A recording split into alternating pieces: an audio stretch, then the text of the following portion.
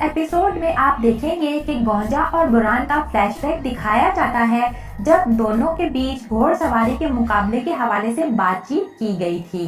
गौंजा बैठी भेड़ का दूध निकाल रही होती है और इसी दौरान बुरान वहां पहुंचता है और गौंजा से पूछता है कि क्या हुआ, तुम गुस्से में क्यों हो। इस पर गौंजा कहती है ये जिद कर रही थी कि दूध नहीं देगी।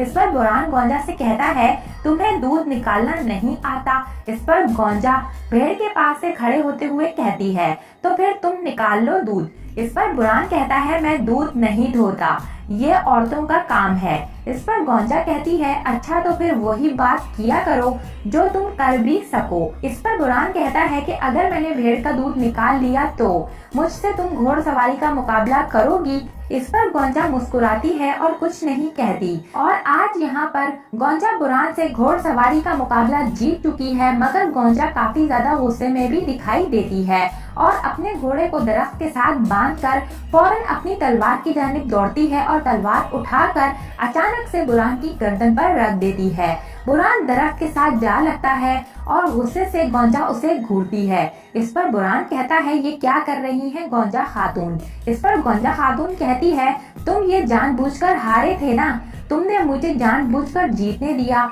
इस पर बुरान कहता है जो करना था वही मैंने किया गौंजा खातून।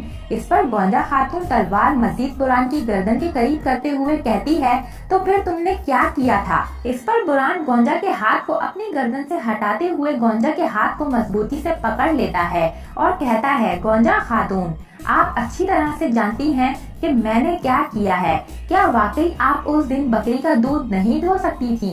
इस पर गौंजा मुस्कुराती है तो बुरान कहता है क्या आप मुझसे मदद तलब करने का इजहार कर रही थी। ये सब कुछ ताकि मैं आपकी मदद करूं, आप इसलिए सब कुछ कर रही थी। इस पर गौंजा मुस्कुराती है और बुरान गौंजा का हाथ छोड़ देता है। इस पर गौंजा कहती है ये सब कुछ तुम्हें कैसे पता। इस पर बुरान कहता है क्योंकि मैंने तुम्हें इन बकरियों का दूध धोते हुए देखा था।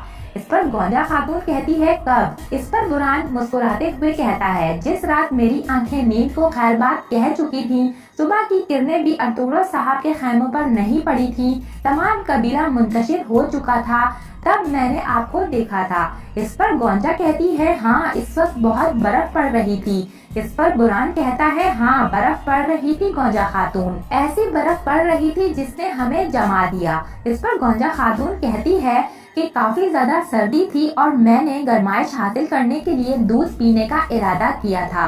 इस पर बुरान कहता है मैंने इस वक्त आपको देख लिया था और फिर कभी भी अपनी जगह से नहीं हिल सका और ना ही मैं कहीं जा सका। इस पर गौंजा पूछती है क्यों। इस पर बुरान कहता है क्योंकि मैं भी दूध पीना चाहता था और मैं भी गर्माइश हासिल करना चाहता था, मगर। इस पर गौंजा कहती है मगर क्या। इस पर बुरान कहता है मगर मैं खुद को जलाना नहीं चाहता था और तुमने मुझे जला दिया। इस पर गौंजा शर्माती है और फिर अपनी तलवार जमीन पर घोंप कर अपने घोड़े की तरफ चली जाती है। वहीं बुरान भी अपनी तलवार मयान में रखकर गौंजा के पीछे हो लेता है और फिर वो दोनों घोड़े पर सवार होकर कबीले की तरफ रवाना हो जाते हैं।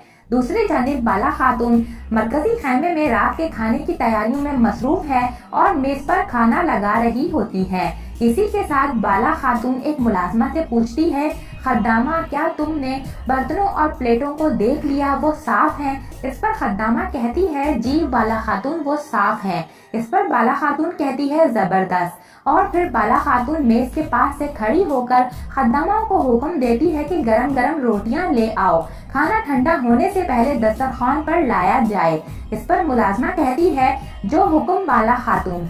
और फिर दोनों खद्दामाएं खैमे से बाहर जाने लगती हैं। इसी दौरान गौंजा खैमे में दाखिल होते हुए खद्दामाओं को कहती है अल्लाह आपके काम में आसानी करे। इस पर खद्दामाएं कहती हैं गौंजा खातून शुक्रिया। फिर खद्दामा बाहर चली जाती हैं और गौंजा बाला के पास आती है। बाला गौंजा को इस कदर खुश देखकर पूछती है गौंजा क्या बात है, तुम्हारे गाल इतने सुर्ख क्यों हैं, तुम्हारे रुखसार पर मशले गुलाब फूट रहे हैं। इस पर गौंजा शर्माते हुए कहती है बाला आखिर हमारा जंगजू बुरान अपने दिल की बात जबान पर ला चुका है। इस पर बाला खुशी से गौंजा को गले लगाते हुए कहती है मेरी प्यारी बहन मुझे बहुत खुशी हो रही है, तुम लोग हमेशा खुशो खुरम रहोगे इंशाअल्लाह। इस पर गोंजा कहती है इंशाअल्लाह। इसी के साथ गोंजा बाला के कंधे को थपथपाते हुए कहती है सलामत रहो मेरी मुखलिस बहन बाला, खुश रहो। इस पर बाला गोंजा से कहती है अच्छे कामों में देर नहीं करनी चाहिए गोंजा। इस पर गोंजा कहती है उस्मान साहब कहाँ हैं, वो कब आएंगे। इस पर बाला कहती है मैं भी इसी फिक्र में हूँ कि उस्मान साहब कहाँ हैं। भेड़ों की तकसीम के बाद वो जादू की तरह से गायब हो गए और अब तक नहीं आए। दूसरी जानिब एक बूढ़ा शख्स सर्दी में ठठरते हुए दिखाई देता है और कहता है आपकी मदद दायमी रहे उस्मान साहब, काश कि आप हमारी ये हालत देख लें। वहीं दूसरी जानिब से काले चोगे में मलबूस एक शख्स बूढ़े आदमी के पास आता है और उसे कंबल और कुछ सोनों के सिक्कों की पोटली पकड़ाते हुए आगे की तरफ चल जाता है। काले चोगे में मलबूस शख्स के जाने के बाद बूढ़ा शख्स सोने के सिक्के निकाल कर देखता है और फिर उस्मान को दुआएं देने लगता है।